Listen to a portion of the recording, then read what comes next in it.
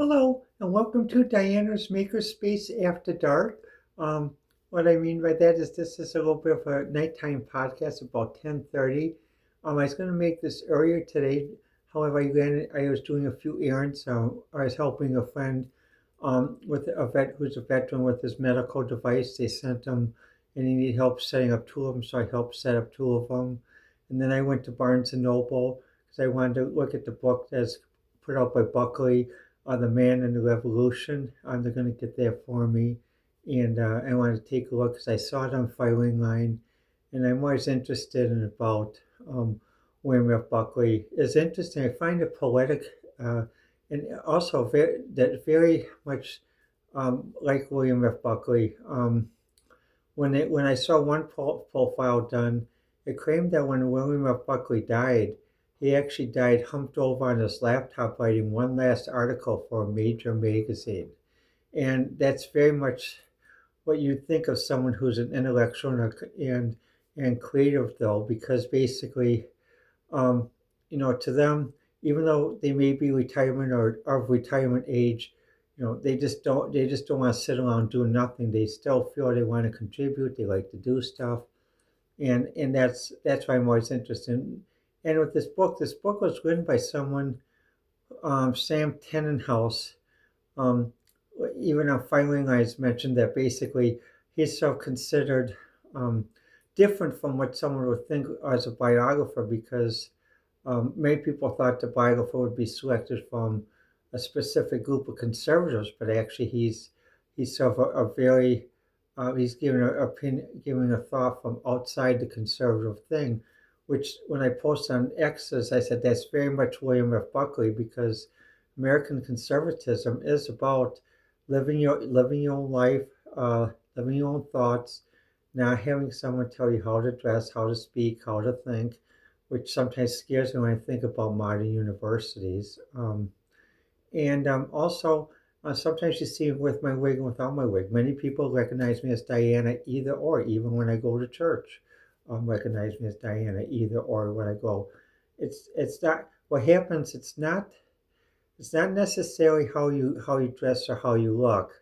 It's basically how you present yourself. Like Helene Sixo was famous, a French philosopher, at the same time as Sartre, a postmodernist philosopher. She believed that gender is expressed by how you express yourself, lighting, actions, how you solve things.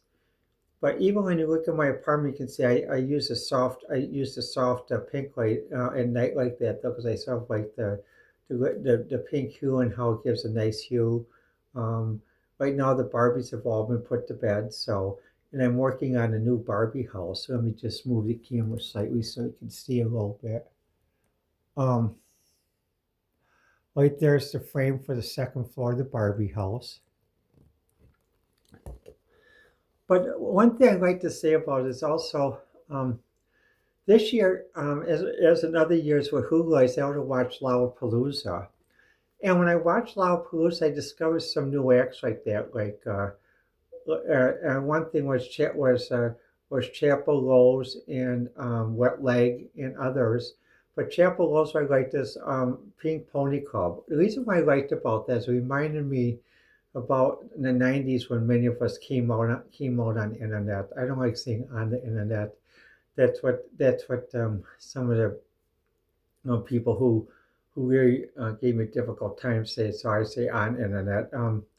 But when I think of the song and she talks about West Hollywood, I think about GeoCities because um, on internet at that time when it was dial up and also when there's news scoops, it's all transgendered, social support, transgendered, different news scoops.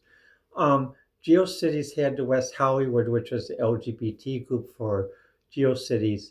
And when I think of the song Pink Pony Club, is exactly like that, though, because many of us had to sort of go out and express ourselves either through GeoCities or through alt groups on news group because what happens though in our communities and even many of us when we worked we had to work half time.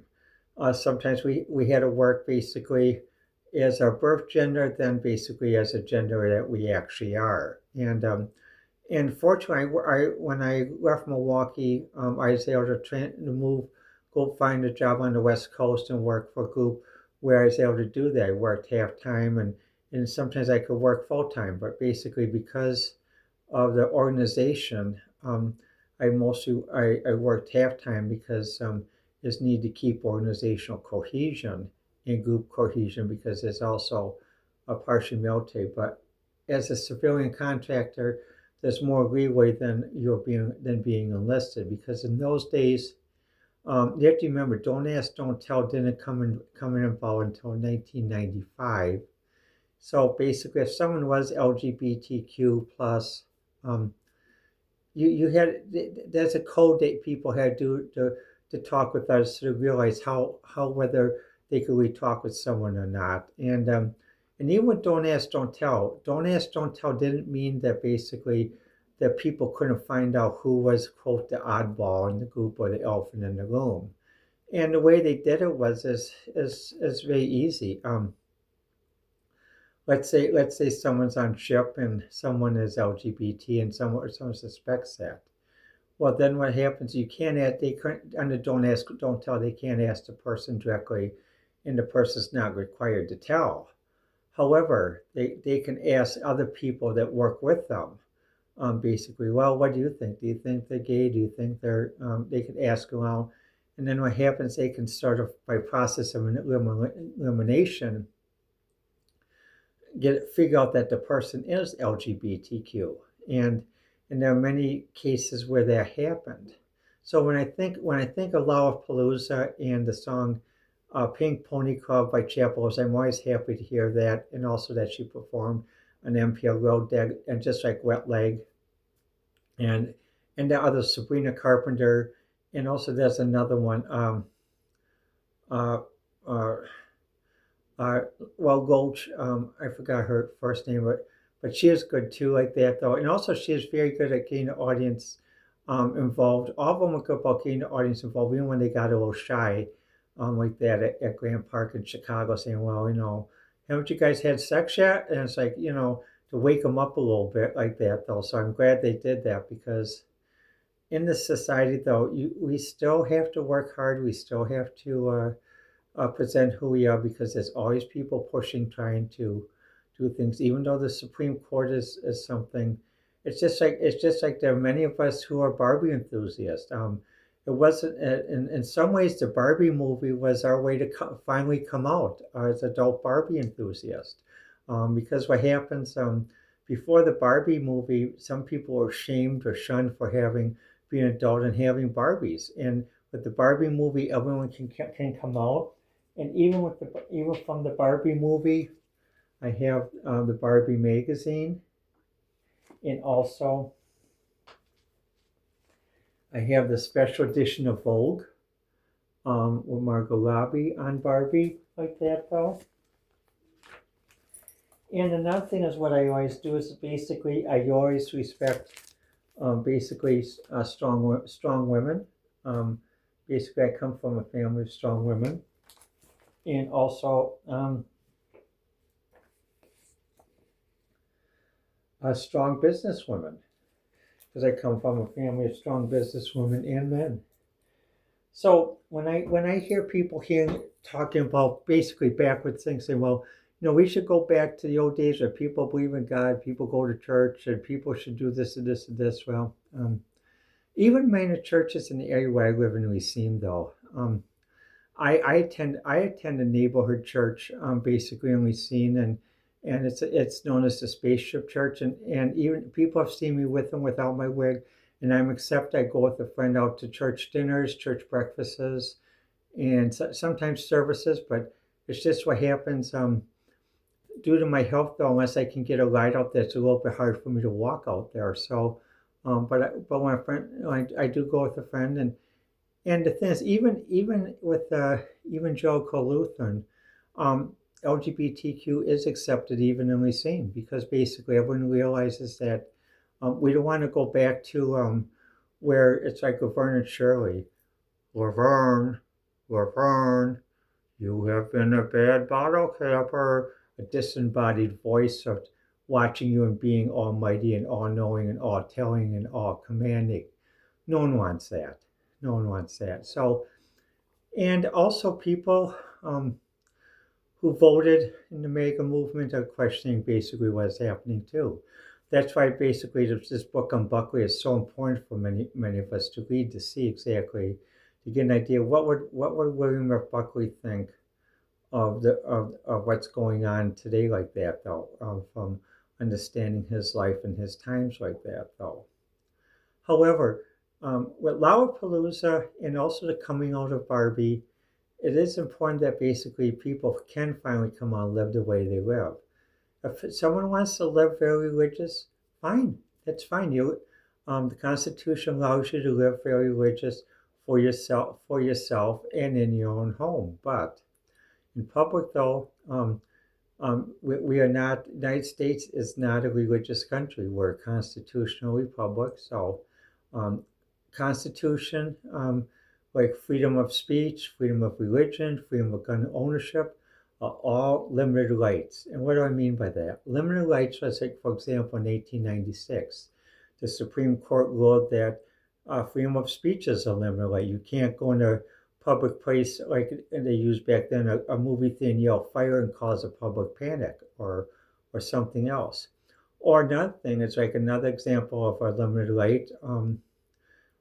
There's a case many years ago in one state where someone walked in as a pro-gun state. Someone walked in and to a fast food restaurant carrying AK-47 and said they're exercising their Second Amendment rights to bear arms and protect themselves. Well, even President Clinton and even President Bush and other Republican presidents recognized an AK-47 is not is not a hunting rifle. It's a war rifle. It's not a hunting rifle. It's a war. And as far as self-defense, that is not for self-defense. That's an offensive weapon. However, when people say, "Well, we should ban all guns," or people say, "I should have a right to carry my gun, even AK-47," those are both extremist views. And what happens? They're unworkable. And that's why the Supreme Court realized that certain rights in the Constitution are rights by limitation. You have the right to free speech, you have the right to religion, you have the right to bear arms by limitation. So basically, it's something which would be reasonable and proper. I mean, if someone saw someone walking into a fast food restaurant, can't armed to the teeth, what would a rational person, a normal person think? They would panic. What happens? It's but the thing is that's why absolute things don't work when people say, well, we got to go absolute to faith-based this or faith-based that or atheist-based this or atheist-based. Again, that's absolute. That's unworkable. That's why you have to go by limitation. There's a gray area. There's a gray area like that. Though you can't say one side like this or one side like this and leave this completely empty. And that's what I like about Lollapalooza because Lollapalooza has a lot of different groups who perform. Um, and like this year, I discovered four new groups. Like I said, Chappel Lowe's. I keep forgetting that this other person. She's very good. Her stage name was Loach. And Wet Leg, and also last year Sabrina Carpenter, and others like that. And this is what I mean. The right to exercise freedom of expression peacefully, and also on Hulu you had different channels you could watch like that. So they had different performers. So if a certain type of performer is not like what you're used to, you could switch to listen to someone else, and that's how it's always been. You should have the right to switch the channel, switch to listen to something. You shouldn't be forced or constrained to say, well, you have to listen because you live here. No.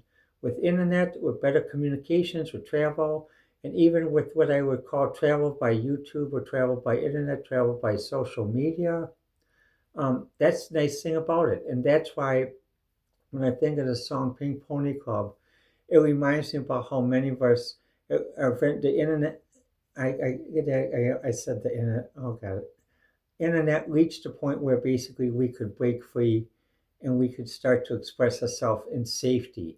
And at that time, many of us used handles because um, there are some places where certain political people or something would go and look at emails and try to round up people who are quote different, and so it's common to use handles. So even today, what I would recommend for many people LGBT, and even if you're not LGBT, I would recommend that you use a handle.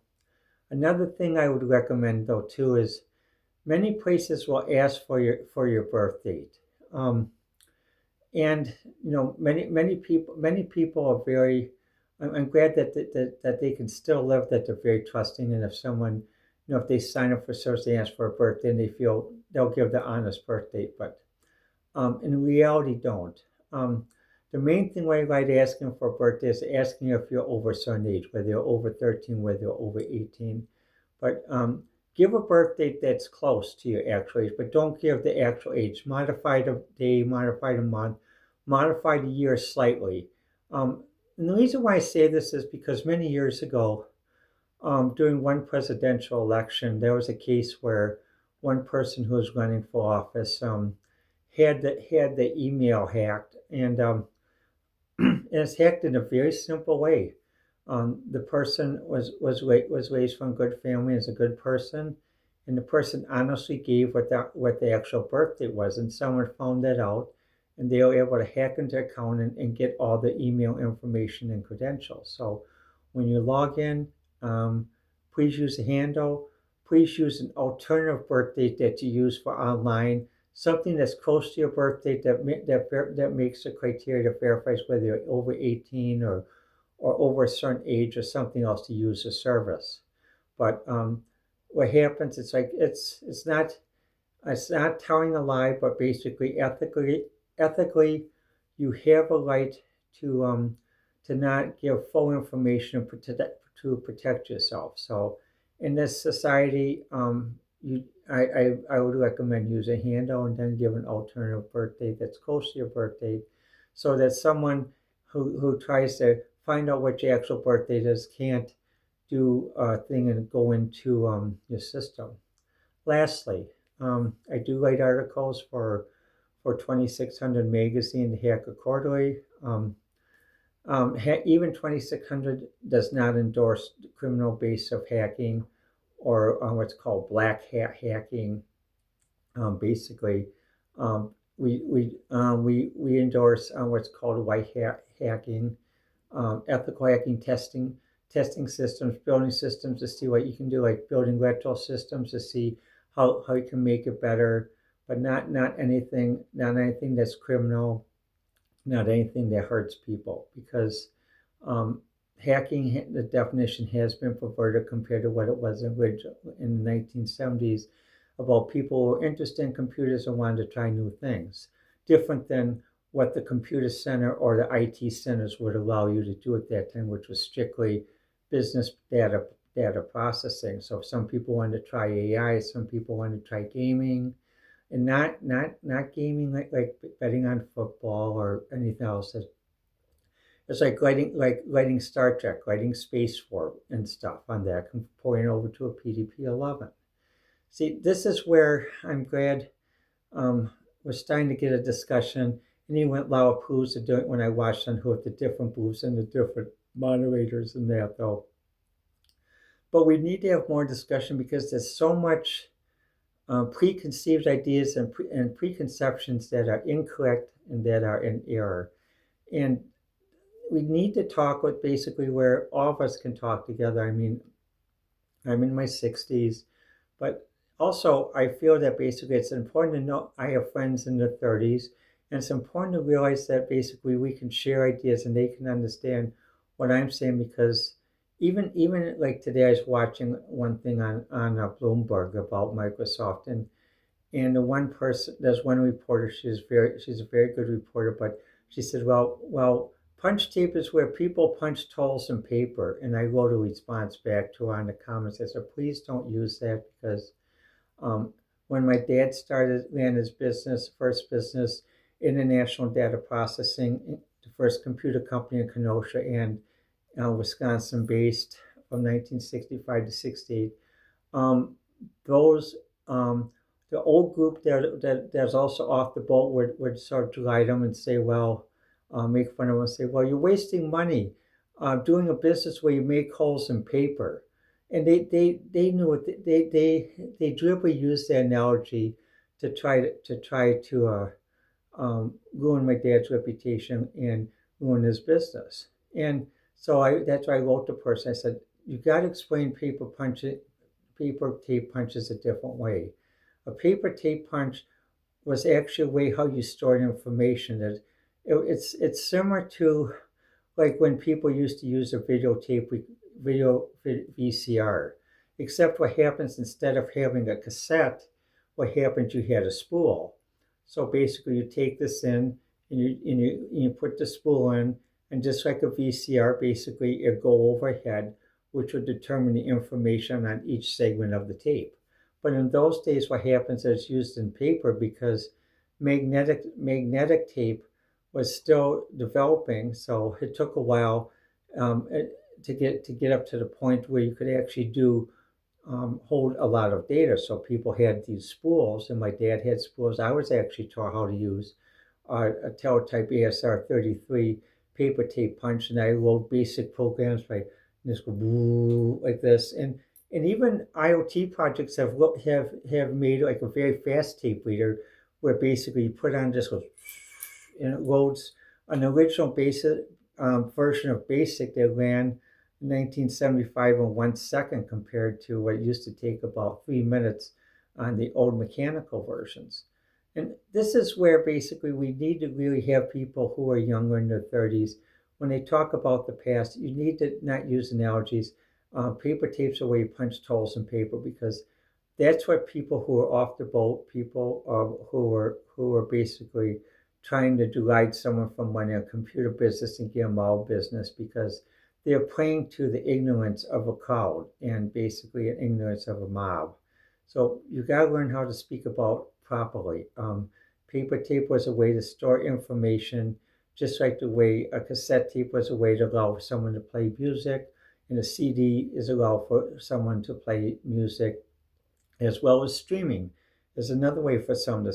And what happens? It's based on the same principle. You're storing information, you're storing it in a stream. So basically, when you play music, you have this, and then basically the next part comes, but it's a stream. So you're listening to music, like even like when you listen to Pink Pony Club, Pink Pony Club, la la la la la la la la, Pink Pony Club. It's a stream, and see, it's just basically the way information is streamed is different throughout the years. At the time the person was mentioning, like basically 60s and 70s, it was paper tape punch cards, and then in the 70s cassette tape magnetic media came in, and also late 70s disc, and then 80s CDs, CD-ROMs, and then writable CDs. By the year 2000, no, by mid 90s zip disk, which is compressed disk storage, and in 2000s USB sticks, and then hyper USB sticks mid 2000s, 2012, the 1 gigabyte, let's see, 256 gigabyte, no, 1 gigabyte USB stick, and 256, and now basically a 16 terabyte USB stick 2 years ago. So the thing is, um, I'm glad to see what Lollapalooza that is popular is going, and also what I'm glad to see is that even today, like when I went out, like things are getting where people are realizing when people try to go backwards on someone saying, well, you should dress a certain way, act a certain way. I saw a post on Facebook which was wonderful.